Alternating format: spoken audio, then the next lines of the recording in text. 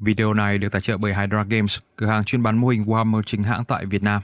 Truy cập Hydra Games Facebook để được biết thêm chi tiết. Đồng thời, like, share, subscribe kênh BB40K nếu các bạn thích nội dung của tôi. Còn bây giờ thì chúng ta hãy cùng nói về Fulgrim. Chiến thôi. Có một thời, Fulgrim được ca ngợi như hiện thân của sự hoàn mỹ, một chiến binh, một nghệ sĩ, một bậc thầy của mọi lĩnh vực mà hắn chạm tới. Với mái tóc bạch kim sáng lóa như ánh thép, một vóc dáng trạc tuyệt và ý chí vươn tới sự hoàn hảo trong cả thể chất, trí tuệ lẫn tinh thần. Hắn đã từng là một trong những Primarch vĩ đại nhất của đế chế. Nhưng đỉnh cao vinh quang chỉ là khúc dạo đầu cho sự suy tàn. Hắn không chấp nhận chỉ là một công cụ trong bàn tay của hoàng đế, cũng không cam chịu đứng dưới cái bóng của bất cứ Primarch nào. Hắn khao khát nhiều hơn, và chính khao khát ấy đã mở ra con đường dẫn hắn vào vòng tay của Slaanesh. Ngày nay, Fulgrim không còn là một pho tượng sống của nhân loại nữa. Hắn đã vượt qua giới hạn của xác phàm, trở thành một Demon Prince của hỗn mang, một sinh vật bốn tay với thân hình xà tinh, cư ngụ trong những cõi địa ngục xa xăm nhất, nơi mà ngay cả các tín đồ dị giáo cũng không dám bước chân tới. Nhưng ngay cả khi đã hóa quỷ, ngay cả khi đã phản bội những lời thề xưa cũ, có một khoảnh khắc trong thảm kịch Horus Heresy mà Fulgrim đã hối hận. Ngay tại Istavan 5, khi máu của những người anh em, bạn bè đổ xuống, một tia ý thức cũ còn sót lại đã run rẩy trước những gì hắn đã làm. Nhưng sự hối hận trong thế giới của Chaos không bao giờ là sự cứu rỗi. Nó chỉ là một cánh cửa khác để ác quỷ tràn vào. Đã hàng ngàn năm trôi qua kể từ khi đế chế ghi nhận sự phản bội của hắn, nhưng huyền thoại về Fulgrim vẫn chưa kết thúc. Hắn biến mất trong khe nhãn quỷ Eye of Terror, chỉ để rồi những tin đồn lại bắt đầu trỗi dậy rằng Phượng Hoàng lại một lần nữa bước vào giải ngân hà, và rằng dù kẻ phản bội hay thánh nhân sa ngã, Fulgrim vẫn luôn là hiện thân của một thứ kinh hoàng không thể chối bỏ. Sự hoàn mỹ bị Chaos bóp méo đến mức đáng sợ. Nhưng làm sao một chiến binh huy hoàng như Fulgrim lại gục ngã? Làm sao một trong những đứa con vĩ đại nhất của hoàng đế lại trở thành kẻ phản bội? Hành trình của hắn không chỉ là một câu chuyện về sự danh mãnh đáng sợ của các thần Chaos, mà còn là bi kịch tột cùng của một tâm hồn bị xé toạc giữa tham vọng, vinh quang và sự tha hóa. Vào thiên niên kỷ thứ 30, giữa những cơn bão dữ dội của Warp, những âm mưu vặn vẹo của các thần Chaos, một vì sao rực cháy đã giáng xuống Kimos. Nó không phải là một thiên thạch bình thường, cũng không phải là một con tàu lạc lối. Trong ánh sáng chói chang đó, một hình hài xuất hiện, một đứa trẻ hoàn mỹ, đẹp đẽ như chính bản chất của sự sáng tạo. Đứa trẻ ấy sau này sẽ được biết đến với cái tên Phoenician, cái soi sáng, bậc thầy của sự hoàn mỹ. Nhưng với những con người lần đầu tiên nhìn thấy cậu, tên cậu chỉ đơn giản là Fulgrim, là một trong 20 Primarch, những chiến thần được hoàng đế vĩ đại của nhân loại tạo ra để dẫn dắt các quân đoàn Astartes. Fulgrim mang trong mình sự khao khát vươn tới sự hoàn mỹ, nhưng chính sự hoàn mỹ này cùng với lòng kiêu hãnh vô bờ đã trở thành con dao hai lưỡi đẩy hắn vào con đường phản bội, trở thành nô lệ cho Slaanesh, vị thần của dục vọng và sự mê hoặc. Nhưng trước khi trở thành biểu tượng của sự sa ngã, Fulgrim từng là người hùng của Chemos, người đã đưa hành tinh này từ bờ vực diệt vong đến thời kỳ hoàng kim chưa từng có. Hành tinh Chemos không phải là một thế giới màu mỡ, nó là một hành tinh vô cùng nghèo nàn, nơi những cơn bão Warp xé toạc bầu trời, nơi tài nguyên cạn kiệt đã đẩy nhân loại vào vòng xoáy sinh tồn khắc nghiệt. Các pháo đài công xưởng là trung tâm của nền văn minh trên hành tinh này, nên những con người làm việc không ngừng nghỉ chỉ để duy trì sự sống. Không có nghệ thuật, không có văn hóa, chỉ có những cỗ máy gầm rú, những dây chuyền sản xuất không bao giờ ngừng chạy. Chính tại nơi đây, Fulgrim đã giáng chân, một luồng sáng giữa màn đêm vô tận. 3 công nhân được cử đi điều tra vụ thiên thạch rơi. Khi họ đến nơi, thay vì một tảng đá lạnh lẽo của không gian, họ nhìn thấy một khối ánh sáng biến đổi không ngừng. Trong giây phút đó, những người công nhân cảm thấy một thứ gì đó chạm vào tâm trí của mình, hấp thụ từng suy nghĩ, từng ký ức của họ. Và rồi, ánh sáng ấy co lại, biến thành hình hài của một đứa trẻ hoàn mỹ đến mức khiến họ phải nín thở. Một trong số các công nhân đã chuyển sự kinh ngạc của mình thành nỗi khiếp sợ. Hắn chỉ muốn kết liễu đứa trẻ ngay lập tức, nhưng những người còn lại thì không thể. Đứa bé này không thể bị làm hại, nó là món quà, một điều kỳ diệu giữa thế giới cằn cỗi này. Khi họ bắn chết gã công nhân đang hoảng loạn để bảo vệ đứa trẻ, họ không hề cảm thấy tội lỗi, vì họ tin rằng mình đã làm điều đúng đắn. Và rồi, nơi đứa trẻ giáng thế, một dòng suối trong vắt trào lên từ lòng đất, một điều kỳ diệu chưa từng có một hành tinh khô cằn này. Nhớ đến truyền thuyết cổ xưa về vị thần mang nước về cho Kemos, họ đặt tên đứa trẻ là Fulgrim, tên vị thần của sự thuần khiết. Từ khi còn nhỏ, Fulgrim đã chứng minh rằng mình không giống bất kỳ con người nào. Cậu bé không chỉ khỏe mạnh phi thường mà còn sở hữu trí tuệ siêu việt, một sự nhạy bén bẩm sinh trong việc hiểu và điều khiển máy móc. Khi chỉ mới bằng một nửa tuổi đời của những công nhân khác, Fulgrim đã hoàn thành công việc với tốc độ không tưởng. Không dừng lại đó, cậu còn cải tiến máy móc của nhà máy, nâng hiệu suất lên gấp nhiều lần. Những cỗ máy tưởng như đã cũ kỹ, trì trệ suốt hàng thế kỷ này, bỗng nhiên vận hành trên chu dưới bàn tay của cậu bé này. Những người lãnh đạo của Kallax, pháo đài công xưởng nơi Fulgrim lớn lên, không thể bỏ qua tài năng này. Khi mới 15 tuổi, cậu đã từ một công nhân tầm thường vươn lên hàng ngũ lãnh đạo. Nhưng Fulgrim không chỉ muốn duy trì Kemos, hắn muốn biến nó trở thành vĩ đại. Từ lâu, nền kinh tế của Kemos đã suy yếu. Các pháo đài công xưởng hoạt động chỉ để tồn tại, không có viễn cảnh tương lai. Nhưng Fulgrim không chấp nhận điều đó. Hắn cử những kỹ sư giỏi nhất ra ngoài, khám phá những khu mỏ cũ, tái khởi động hệ thống khai thác. Và rồi, một điều kỳ diệu đã xảy ra. Quán xà bắt đầu trở lại với Kallax. Máy móc cũ kỹ được thay thế bằng những công nghệ tiên tiến hơn. Những nhà máy một thời tan lụi, giờ đây sản xuất được nhiều hơn bao giờ hết. Nền kinh tế Kemos dần phục hồi, và lần đầu tiên trong nhiều thế kỷ, hành tinh này đã có dư thừa tài nguyên. Không chỉ dừng lại tại vật chất, Fulgrim bắt đầu tái sinh tinh thần của nhân loại trên Kemos. Hắn khuyến khích nghệ thuật, văn hóa, thứ từng bị lãng quên trong thời kỳ suy tàn. Những tượng đài được dựng lên, những bức tranh, những bản nhạc, những bài thơ ca ngợi vẻ đẹp của cuộc sống bắt đầu xuất hiện trong các đường phố. Fulgrim đã không chỉ cứu Kemos, hắn đã khiến nó sống lại. Nhưng không phải ai cũng chấp nhận sự thay đổi. Những pháo đài công xưởng khác trên Kemos vẫn giữ tư tưởng cũ. Họ coi sự trỗi dậy của Kallax là một mối đe dọa. Và vì thế, như bản chất của con người, họ gây chiến. Cuộc chiến giành quyền kiểm soát Kemos bắt đầu. Fulgrim không chỉ là một thiên tài về quản lý, hắn cũng là một chiến binh vĩ đại. Với thanh kiếm trong tay, hắn đích thân chỉ huy quân đội, đánh bại từng kẻ thù một.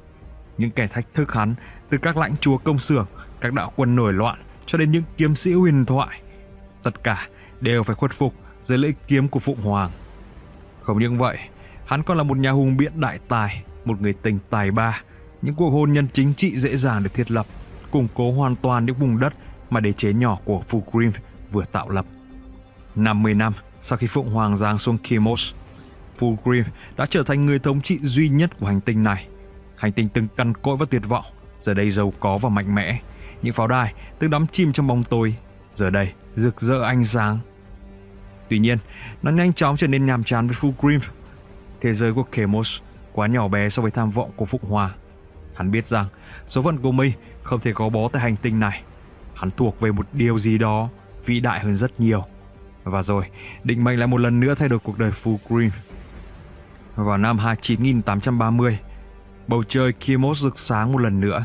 Nhưng lần này không phải là một thiên thạch, mà nó là một tàu chiến khổng lồ mang trên mình biểu tượng đại bằng hai đầu Aquila, dấu ấn của đế chế. Khi tin tức lan đến tai Fulgrim, hắn nhận ra một điều gì đó rất quen thuộc. Những ký ức không rõ ràng trỗi dậy trong tâm trí hắn. Như thể hắn đã chờ đợi khoảnh khắc này suốt cả cuộc đời. Không giống như nhiều hành tinh khác, Kemos không có quân đội. Những chiến binh duy nhất của nó là lực lượng tự vệ cảnh binh. Những người chưa từng phải thấy một cuộc chiến thực sự là như thế nào. Nhưng khi con tàu hạ cánh, Fulgrim không ra lệnh phòng thủ. Thay vào đó, hắn ra lệnh chào đón những người lạ mặt đến từ bầu trời. Hắn đã gặp người, hoàng đế, đấng tối cao của nhân loại, người cứu rỗi của đế chế. Fulgrim không cần một lời giải thích, chỉ trong một khoảnh khắc hắn hiểu ra tất cả. Hắn quỳ xuống trước hoàng đế, không phải sợ hãi hay phục tùng, mà vì hắn biết đây chính là số phận của mình. Hoàng đế kể cho Fulgrim về Terra, về cuộc đại thập tự chinh, về sứ mệnh vĩ đại của đế chế, thống nhất tất cả thế giới của nhân loại, đưa họ trở về ánh sáng của văn minh. Và quan trọng nhất, người nói cho Fulgrim biết rằng Hắn không đơn độc. Hắn có một quân đoàn, một đội quân được sinh ra từ chính gen của hắn. Những chiến binh vĩ đại mang trong mình dòng máu siêu phàm. Nhưng khi Fulgrim đến với Terra để gặp đội quân của mình, sự thật khiến hắn choáng váng. Trước mặt hắn không phải là một quân đoàn hùng mạnh như của Horus, Guilliman hay là Dawn. Thay vào đó, chỉ có 200 chiến binh đơn độc, những tàn dư cuối cùng của quân đoàn 3. Một đội quân từng được sinh ra với sự kiêu hãnh, nhưng lại bị tan phá bởi một tai họa không thể lường trước. Một thảm kịch đã xảy ra. Trong một sự cố đáng tiếc, nguồn gene sheet của quân đoàn đã bị phá hủy bởi một dịch bệnh virus chết người, khiến phần lớn tân binh bị xóa sổ trước khi họ có thể trở thành các Astartes hoàn chỉnh. Không có Primus để phục hồi gen, quân đoàn 3 đã bị mắc kẹt trong sự suy vong. Fulgrim không tức giận, hắn không tuyệt vọng. Hắn đứng trước 200 chiến binh còn lại, nhìn vào những gương mặt sắt đá và tuyên bố rằng hắn sẽ vực dậy quân đoàn này, không những trở về thời kỳ hoàng kim mà còn vượt xa nó. Họ sẽ trở thành những chiến binh ưu tú và hoàn mỹ nhất trong quân đội của hoàng đế vĩ đại.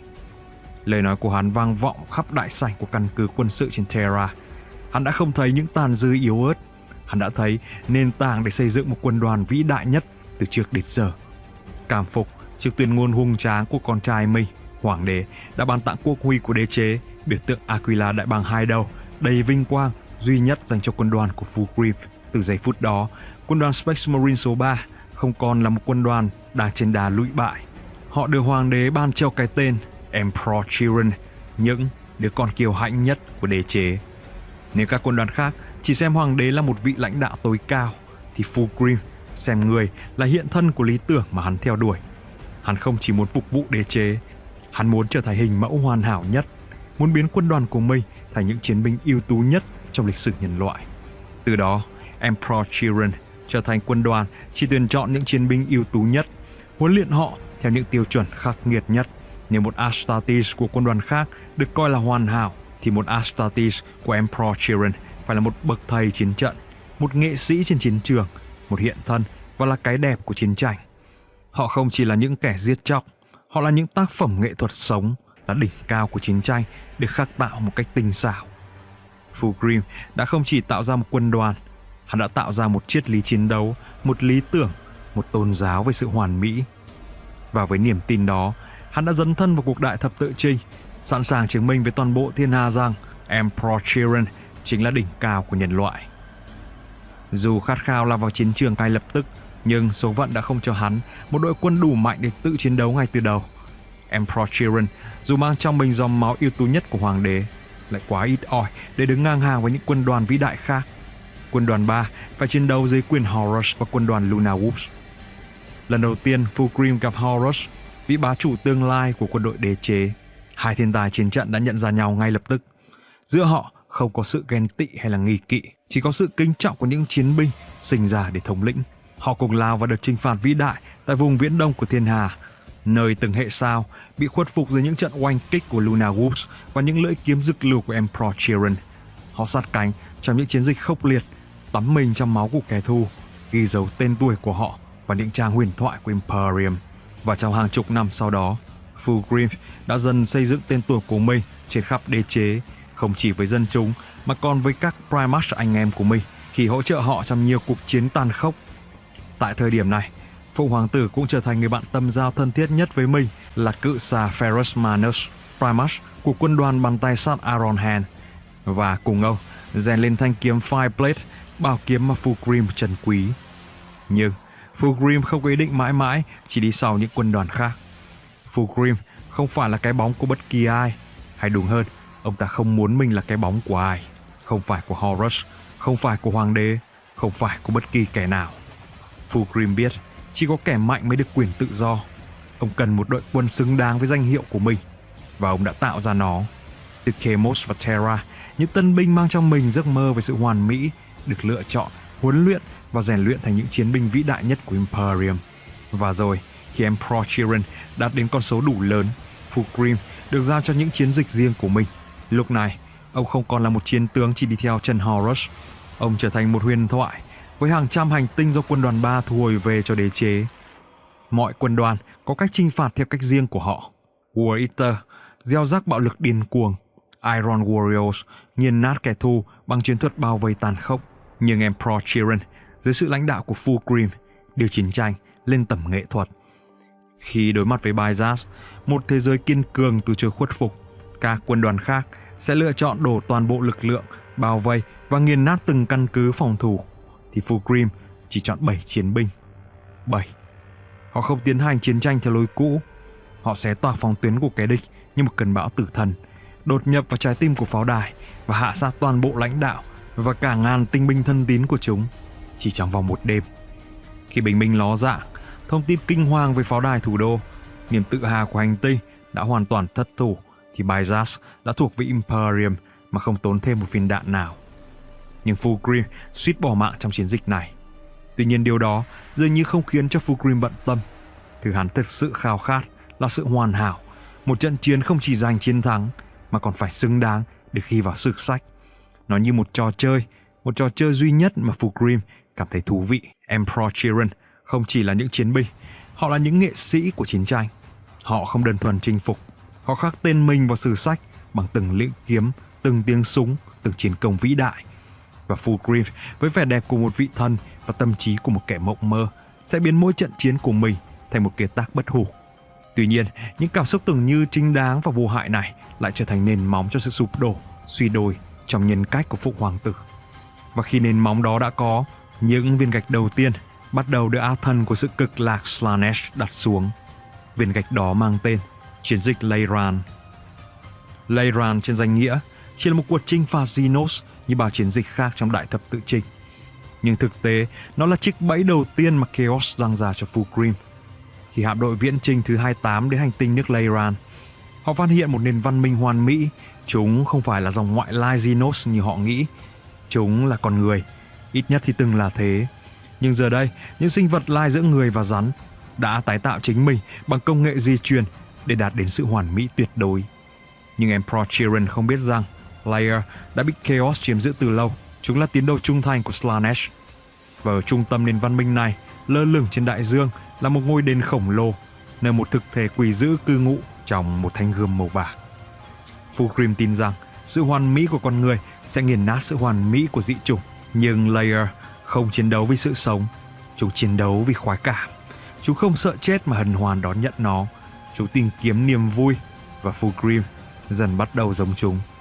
Trong một phút giây nào đó, dường như hắn không còn chiến đấu vì đế chế, mà vì sự thỏa mãn của chính mình.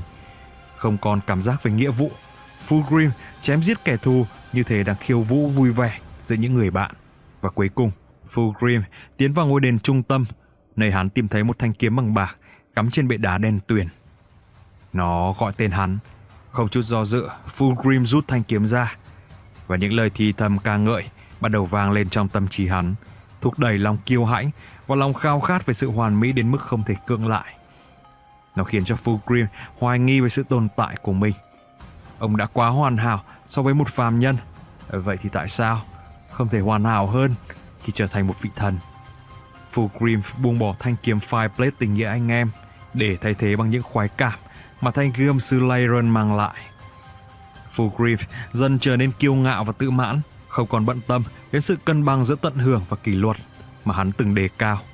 Những ý nghĩ về việc có thể vượt qua hoàng đế, nhân vật mà hắn từng hết mực kính trọng, cảnh giới tối thượng về sự hoàn hảo mà hắn từng nhắm đến, cứ một ngày lớn dần trong Fulgrim, dường như sự kính trọng đã dần biến thành lòng ganh ghét đố kỵ.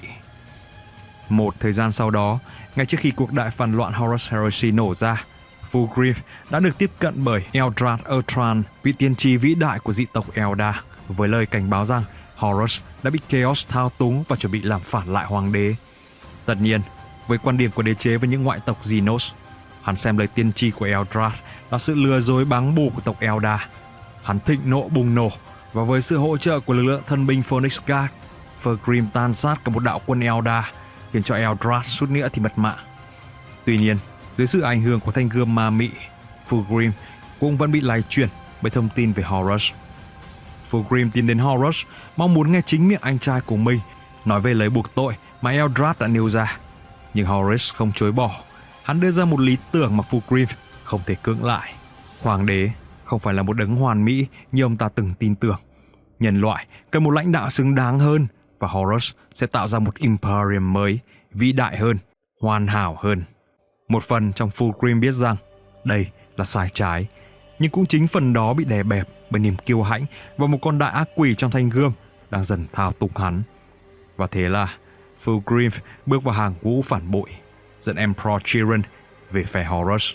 Nhiệm vụ đầu tiên mà Fulgrim thực hiện với danh nghĩa là một kẻ phản loạn, đó chính là tìm cách chiêu hàng người anh em thân thiết của hắn, Primus Ferrus. Tuy nhiên, khác với những gì hắn đã mong đợi, sự trưởng thành của vị hoàng tử mang bàn tay sắt với hoàng đế là quá lớn. Ferrus không chỉ khước từ mà còn khinh miệt Fulgrim vì đã dám đề xuất một sự phản bội như vậy. Fulgrim nổi giận, nhưng sâu trong lòng hắn đau đớn. Cả hai rời đi biết rằng lần tiếp theo họ gặp sẽ là trên chiến trường. Và điều gì đến cũng phải đến. Trong trận thảm sát vùng thả quân trên Istavan 5, vụ phản bội đẫm máu nhất trong lịch sử tồn tại của Astartes, trận đánh tưởng rằng sẽ chấm dứt cuộc phản loạn của Horus lại là trận đánh suýt chút nữa hủy diệt cả đế chế của nhân loại, khi phe trung thành thất bại một cách thảm hại. Fulgrim và Ferrus đối đầu nhau lần cuối.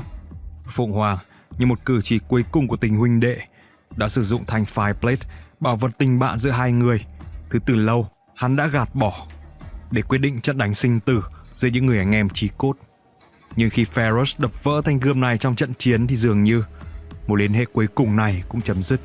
Trong hàng nước mắt của nỗi đau, Fulgrim chém đầu người bạn cuối cùng của mình bằng thanh kiếm quỷ ám giữa một Istavan đang rực cháy. Và ngay khoảnh khắc ấy, Fulgrim nhận ra một sự thật kinh hoàng. Hắn đã trở thành một con quái vật, một phần linh hồn của chính mình đã bị hủy hoại, và quan trọng hơn hết, hắn đã đánh mất quyền kiểm soát bản thân. Và trong giây phút định mệnh, khi con quỷ trong thanh kiếm hoàn toàn kiểm soát được hắn, ý thức của Fulgrim bị đẩy lùi vào một góc tối tăm, trong khi thực thể tá của Slaanesh nắm trọn quyền điều khiển thân xác hắn. Giờ đây Fulgrim không còn là chính mình, hắn chỉ là một tù nhân trong chính cơ thể của mình, một công cụ để thỏa mãn cơn khát máu vô tận của chúa tể cực lạc Slaanesh. Ngay cả Horus, kẻ đã dẫn dắt bao linh hồn vào con đường phản loạn, cũng nhận ra sự biến đổi của Fulgrim. Nhưng dù ghê tởm cho sự tha hóa đó, hắn vẫn giữ Fulgrim lại, vì dù mang tâm trí của quỷ dữ, sức mạnh của một Primus vẫn là thứ không thể thay thế. Không ai biết được Fulgrim đã phải chịu đựng bao lâu trong bóng tối vô tận của chính tâm trí của mình, nơi hắn bị giam cầm trong sự thống khổ và bất lực. Nhưng cuối cùng, bằng một cách nào đó, hắn đã phản công. Từ tận cùng tuyệt vọng, Fulgrim lật ngược thế cờ, sử dụng chính hiểu biết mà hắn đã học được từ Chaos để quay lưỡi dao, phản lại kẻ đã cầm nó. Trong một cuộc chiến ý chí không ai chứng kiến, hắn đã đánh bại con quỷ, tống nó vào một bức tranh ma quái, một nhà tù vĩnh cửu, nơi nó sẽ bị giam giữ như cái cách mà nó từng trói buộc hắn. Một chiến thắng, nhưng cũng chỉ là sự khởi đầu của một con đường không lối thoát. Tâm trí của Fulgrim thực sự đã trở nên vặn vẹo. Có thể hắn đã thay đổi, nhưng cũng có thể hắn đã phát điên khi chấm dứt sinh mạng của người anh em hắn quý trọng nhất. Dù là gì đi chăng nữa, Fulgrim không còn là phụng hoàng của Chemos. Hắn đã trở thành một kẻ thực sự thờ phụng chúa tể của cực lạc Slaanesh. Hắn nhiệt thành mong muốn trở thành nô lệ của Slaanesh đến mức hắn sẵn sàng lừa đồng minh phản bội của mình là Primus Perturabo, với ý định hiến tế Perturabo như một món lễ vật tỏ lòng thành với chủ nhân của hắn.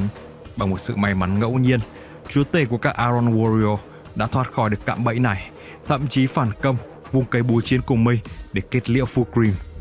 Nhưng thay vì hoảng sợ khi mạng sống của mình sắp bị chấm dứt, Fulgrim chỉ nở một điệu cười hoan lạc và đón nhận nó với niềm hân hoan đến kỳ lạ, vì hắn biết mình quá quan trọng đối với hoàng tử cực lạc Slaanesh. Điều mà khiến cho chính Slaanesh cũng phải bất ngờ và ấn tượng, dẫn tới việc vị ác thần đã chiều theo ý của Fulgrim, thăng hoa hóa quỷ cho hắn trở thành một đại hoàng thân ác quỷ, một vị thần theo định nghĩa méo mó lúc bấy giờ của Fulgrim, ngay trước khi cây búa tạ của Perturabo kịp giết chết hắn. Và Fulgrim đã trở thành Primus phản bội đầu tiên dụ bỏ xác thịt, trở thành một phần của tâm giới Warp. Với cái mình rắn và bốn tay hung hãn, hắn đã thực sự hoàn hảo như cái tôi của chính mình. Sau khi thăng hoa thành đại hoàng thân ác quỷ, Fulgrim không còn quan tâm đến chiến tranh phàm nhân. Hắn dần rời xa Horus, ngày càng chìm sâu vào những cuộc truy hoan và suy đồi của Slaanesh. Hắn không còn quan tâm đến Horus hay cuộc chiến với đế chế. Hắn đã tìm thấy sự hoàn mỹ riêng của mình. Và đến khi kẻ dị giáo đầu tiên Loga, kẻ thù ác thiết kế nên cuộc đại phản loạn nguyên rủa này. Đích thân tới cung điện suy đồi của Slaanesh sâu thẳm trong Warp, dùng thực danh linh hồn ác quỷ của Fulgrim, pháp thuật mạnh nhất để trói buộc một ác quỷ, thì Fulgrim mới miễn cưỡng dẫn quân đoàn của mình trở về trợ chiến cho Horus trong giai đoạn cuối cùng của cuộc đại phản loạn. Khi cuộc vây hãm Terra bắt đầu, Fulgrim từ chối tham gia trực tiếp. Hắn năn nỉ Horus thả hắn vào khu thành phố bên ngoài tường thành chỉ để thỏa mãn cơn khát máu. Nhưng cuối cùng, hắn vẫn buộc phải tấn công vào cổng thuộc tinh Saturn của cung điện hoàng gia và đối mặt với Primus trung thành Rogadon đang trấn giữ nơi đây. Trong cuộc đối đầu, Dawn không thể nhận ra hình tượng chiến binh bạch kim với khuôn mặt thanh tú và phong cách chiến đấu điềm đạm chính xác lại trở thành một con quái vật chiên bò dưới mặt đất với một tâm trí độc ác, điên loạn như bây giờ. Ông ta thực sự ghê tởm Fulgrim.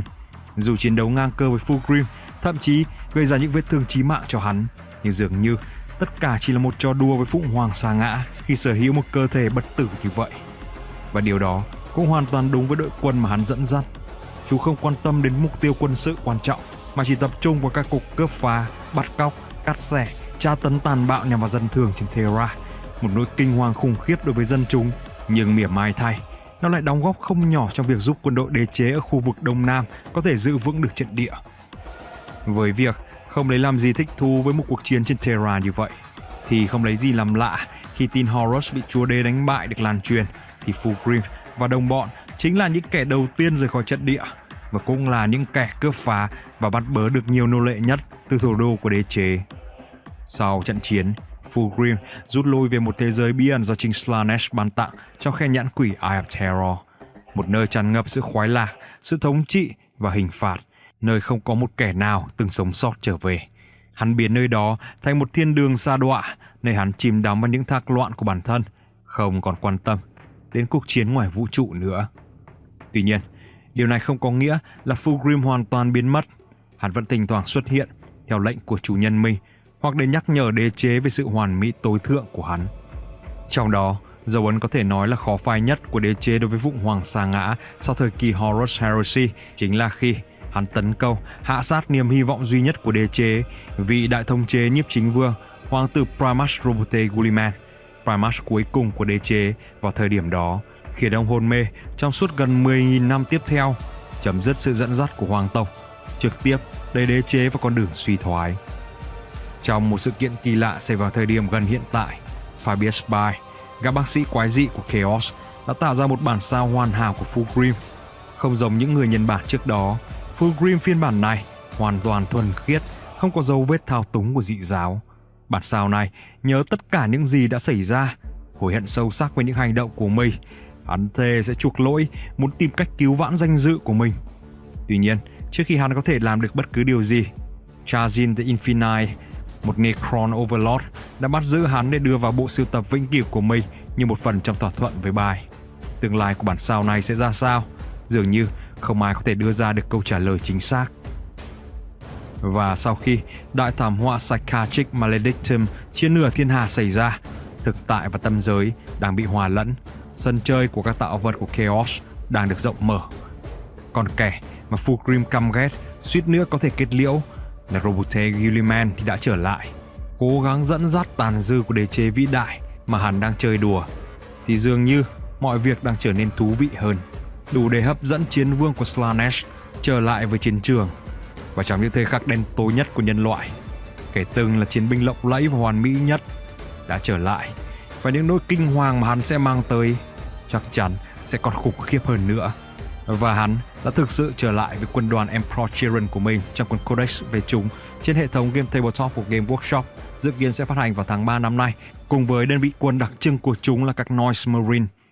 Nếu các bạn có ý định sưu tầm mô hình về quân đội trụy lạc này thì video này được tài trợ bởi Hydra Games, cửa hàng chuyên bán mô hình Warhammer của Game Workshop chính hãng tại Việt Nam.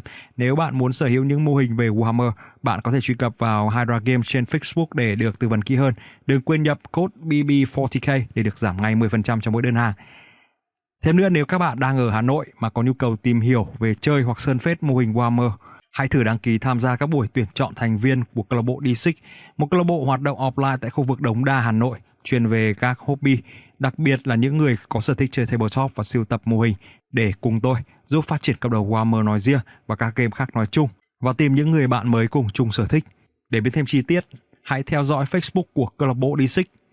Còn bây giờ thì cảm ơn các bạn đã theo dõi. Tạm biệt và hẹn gặp lại ở một buổi livestream nào đó hoặc các video tiếp theo.